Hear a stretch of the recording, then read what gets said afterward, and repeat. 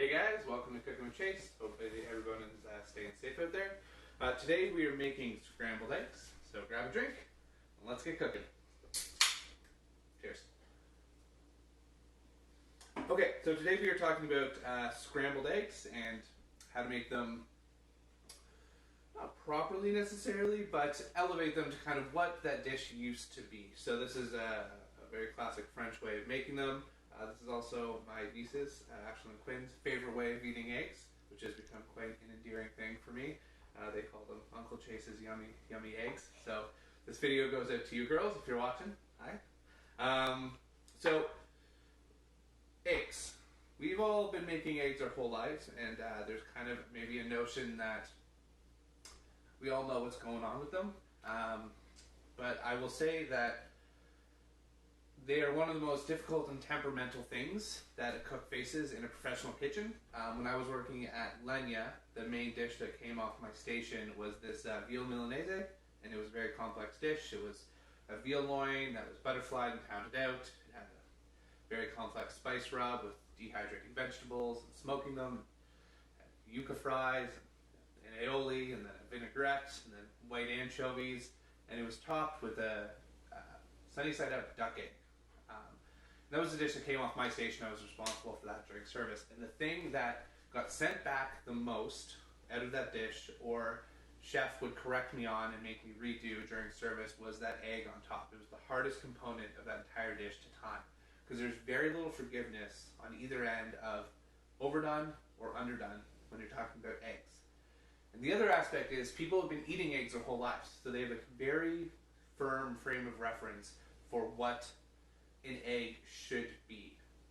What I mean by that is when you go to a fancier restaurant, you order duck confit or something that you don't eat very often. You only maybe have that a couple times in your life, maybe once. So you don't really know what a perfect duck confit tastes like or what a bad one is. It's a new experience, which is wonderful and great. But we've all eaten eggs since we were kids, and we probably eat them several times a week. So you know exactly what an overdone egg tastes like, or an underdone egg. So to get an egg perfect in service in a restaurant is incredibly difficult, and it's also very difficult to cook an egg perfectly at home. So today we're going to talk about scrambled eggs, the way I like to make them, and a lot of French cooks. If you go to a really good French restaurant for brunch, this is probably very similar to how they're making them. And then we're going to do that on toast, and we're just going to blister some cherry tomatoes on the side, and kind of build little bites, blistered cherry tomatoes. It's a beautiful scrambled eggs on some toast, and quite a tasty little dish. So we are starting off with a cold sauce pot. This has not touched the heat. It is completely cold, and we are just going to crack 3 eggs into it. 3 egg works out to a good portion. It is the perfect time for this dog to go outside, guys. 5 o'clock hits. Hey Marley, you know we're live, right? Oh yeah, there we go. All right. How do you feel about an outside time there, dog? Perfect.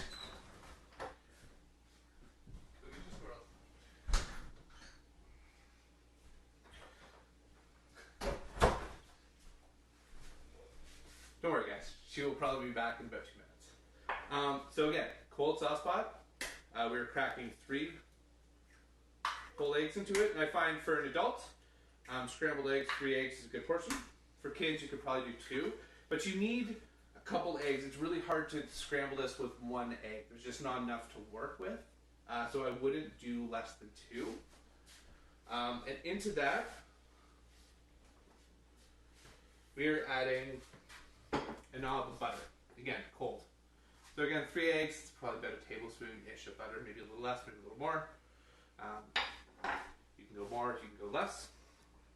And this is going to the stove. So I have my burner on medium heat. We're going to get this on. Going to let that kind of come up slowly for a second. And while that's coming up, we're going to get our toast on. Because if you watch the burger video, you remember really nicely toasted bread takes a long time. So we're going to get our toast on right away. So I've just got olive oil, some nice sourdough. This could be white bread, this could be rye, multigrain, whatever you have. Get over. I've got this on medium heat. That's good. Olive oil the other side. And what I'm doing, I'm using olive oil as opposed to butter because I want something super crisp and stable when these eggs go on. They're quite moist or quite wet, so we want something that's really, really crispy and strong, so you don't get that like awful soggy bread with eggs on top, which is terrible. Then our main weapon for this is going to be a spatula. So we're just breaking apart our yolks, and we're just going to start working this. We're not adding any salt at this point, because with eggs, when you add salt at this point, at this stage, it kind of makes them watery. It makes it more difficult for the whites and the yolks to not emulsify, but mix together. So we're just mixing this. And you always want to be able to touch the bottom. Maybe not hold your hand, but right there you can touch it. And if you can't, this is what I've talked about before, is that we can control this by pulling this off the heat. So you're going to kind of pull this on, get some heat back in your pot. Right? We're working those eggs. You can see that butter is starting to melt. That knob has gotten smaller. Right? And this is a process. This is a labor of love. You're really working this. This is something you got to be kind of mixing. Going again, you're checking the bottom. That's getting a little hot. I'm pulling off the heat. I'm mixing.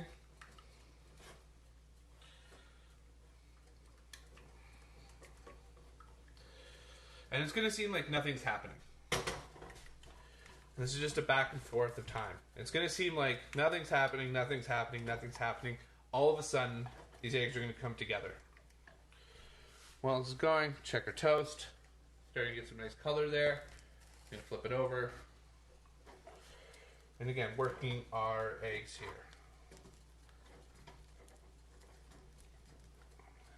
And you should see on the bottom, nothing is cooking. Nothing's getting stuck, because that's because our heat is low enough that those eggs, again, when you're showing people, spill some eggs. I don't spill so much when I'm just at home cooking, but I mean, you got to turn the pot to show you guys. It gets very complicated. So I can feel those eggs are starting to kind of come together. It's really hard to see, I'm sure. They look really liquidy, but like they're getting a little thicker. You can start to see a little bit of curd forming. So when they're talking about scrambled eggs, they talk about curd, because it looks like when you're making cheese curd. So that's what they're talking about when they're kind of saying like the curd is forming in a scrambled egg. So again, working, constantly stirring, checking the bottom. You're kind of coming on and off the heat quite a bit. And it's just going to be a slow thickening process here. And the texture you're looking, this is almost going to be like a custard at the end. That's really what we're going for here. Super velvety, super smooth, incredibly creamy. And the texture, I mean, I've made these for my family, and some people don't love the eggs like this because they're so used to well done scrambled eggs. And that's fine, you know, everyone's got their thing, but this feels incredibly luxurious, you know. And if you were really going out, we had it in the freezer and you wanted to spice this up for like a really nice brunch, some smoked salmon with these on top is amazing. I don't have any. If you had chives, you know, some chives in there would be great. Right here, check my toast. There. Right here. And for the side of this, like I said, I'm doing some some blistered tomatoes. So what you're going to do these is just get them on here. We're not going to touch them. You're going to get a little bit of oil, and you're going to leave them completely on this side. You're not going to turn them. You're not going to move them. You're just going to let them go there. Okay, eggs back on.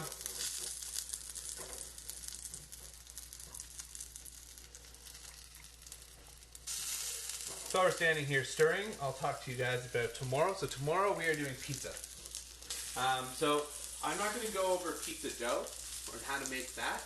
I think that's a little ambitious. So if you have a recipe to make your own pizza dough, make that today or tomorrow if it's a one-day thing and you want to follow along. If not, and you're going out shopping, I know Metro sells pre-made pizza dough, and that's great. That's a great product. The only thing is, portion it out into your rounds, however many pizzas you want to make, and let those rest for an hour or so outside at room temperature before we bake them. So pull those out around 4 o'clock our time.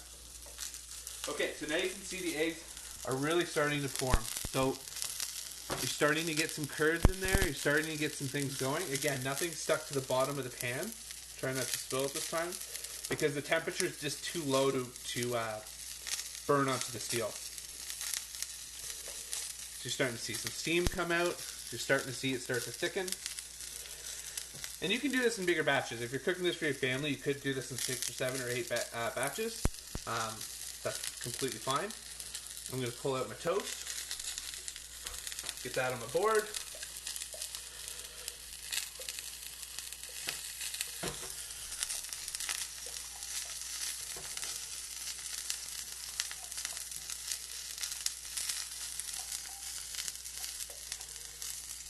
Here.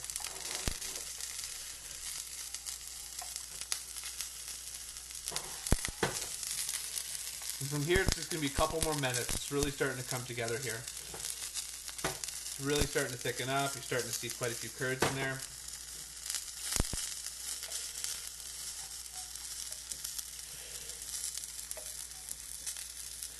And this is the point you can start to season with a little bit of salt. Starting to come together. A nice little pinch. A little bit of pepper. And continue stirring.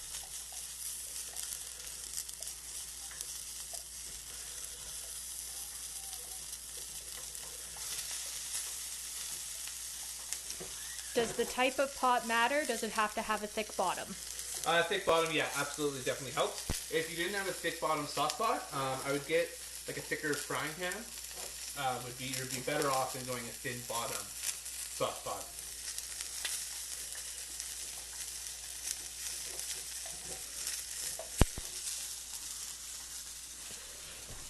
So you can really see this is starting to thicken up now. It's almost looking like a custard, right? Like you're really starting to see that eggs are starting to come together. Let's say splash some eggs on my fiance here. Sorry, Tyler.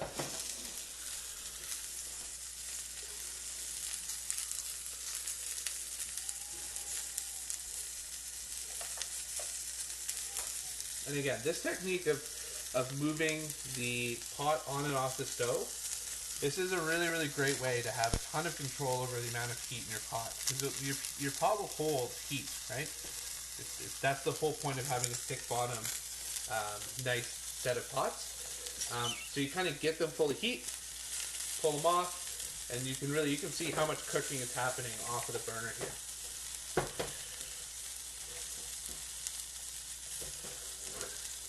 As our dog is just losing her mind in the backyard. And again, we're getting real close here.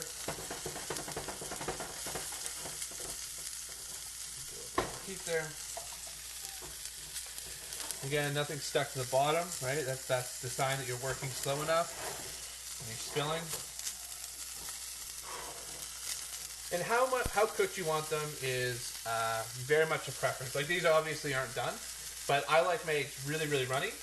Some people are going to be more comfortable with them more well done. That's absolutely fine. This technique of slowly incorporating the butter into your eggs you can take it as far as you want in terms of cooked. Make it your comfort level. Again, like we're doing this. These are all base recipes, and you can take those and modify them to how you want to cook at home and how your family likes to eat, right? Okay. So this is the most critical stage. There's more than enough heat at the bottom of this pan, and these are going to continue to cook. So even though these look really, really runny right now and really raw, they don't need to go on the heat anymore. So I'm just going to turn off my burners.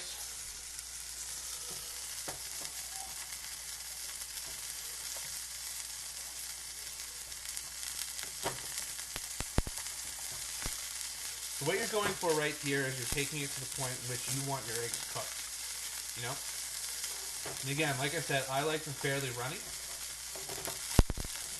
So I'm just going to kind of let those sit for a second, and they should finish up. I'm going to pull off these tomatoes from the burner.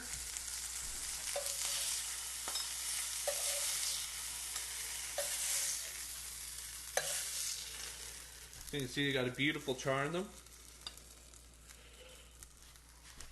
At this point, I'm going to hit them with a little more olive oil and a little bit more salt. The idea is as food cools, it absorbs. It's trying to equalize its temperature. So it's hottest at the outside and it's coolest in the middle. It's like resting a steak. And that's true of vegetables as well.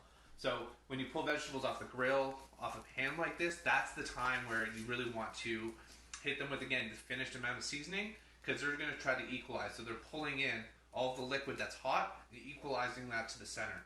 So they're going to pull that seasoning in right through the entire vegetable, and that's how you get that like total depth of flavor. It's not just salt on the outside of something. The tomato itself is seasoned, or zucchini, or whatever else you're grilling or And cooking. why don't you stir the tomatoes? So this char wouldn't happen if you stirred them. What would happen then? The skins would break loose, and they would let their liquid out, and then they would be steaming and boiling. To build this char, it's the same thing with a steak. How they say you don't want to flip it too much.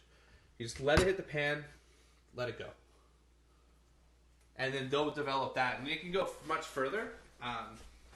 It's the same thing for charring anything. You know, if you want to do Brussels sprouts, which is a recipe I'm thinking about doing later on, you cut them in half and you just let them sit. The more you move them, the more liquid, especially when there's salt mixed in, seasoned on top of it, the more liquid comes out of the vegetable, and then you're steaming or boiling or sauteing.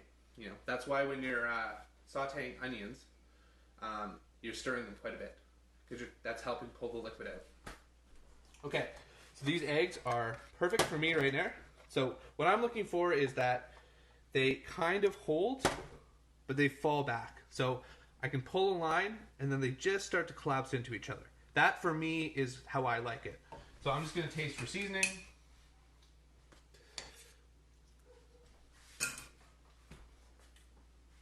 I actually got it right the first time. And then to stop the cooking process, and this is cool enough for me to touch, so I can just go right onto the board. I'm going to take some full-fat sour cream. You could use Greek yogurt, Balkan-style yogurt. About that much, tablespoon or so. I'm going to hit that into it. This does two things. It adds richness, right? It also stops the cooking. So I don't want these to go any further. So whenever you get to the point of, okay, these eggs are done, you add that, and it just, that's where they sit now. So there's not enough heat left to continue the process.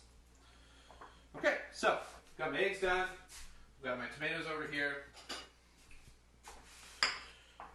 Show you how I would plate this. So really, really strong toast, right? And when you're looking for it, there's always going to be a little cup. Try to get that cup down on the plate so it kind of holds your eggs in a little bit better. Get some eggs, which are so custardy. It's almost like a hollandaise sauce. And this would be enough for 2 portions, you know, of toast, or 1 toast per person. I'm not telling you how much to eat. And then you could do this with mushrooms, roasted mushrooms on the side would be great. Just some beautiful cherry tomatoes.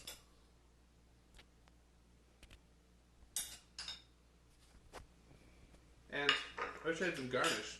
Some chives would be great, or some parsley or something, but I don't. So that's it. This is just French scrambled eggs on toast, aka Uncle Chase's yummy eggs. And try them out. I know they look quite raw, maybe a little undercooked for some people. But just think, you know, mayo's raw eggs, right? Meringue is raw eggs. We eat fried eggs with a runny yolk. So we've eaten raw eggs and all their components. Just with scrambled eggs, we've kind of developed this palate of having them super cooked and really, really well done.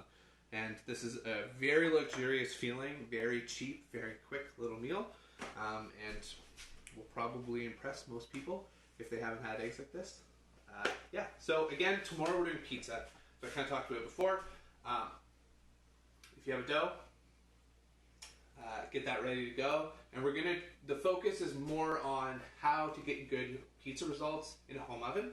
So I'm going to be doing it in a couple different ways, which we'll talk about tomorrow. If you have a pizza stone, great. If you don't, I'll show you another way that you can kind of get really good pizzeria, close to pizzeria results out of your home oven. So thanks for tuning in, guys. If you're cooking along, making recipes, Tag me at Chase Rose, hashtag Cooking with Chase. Stay home, stay safe, eat well. I'll see you tomorrow at 5 o'clock for pizza. Bye, guys.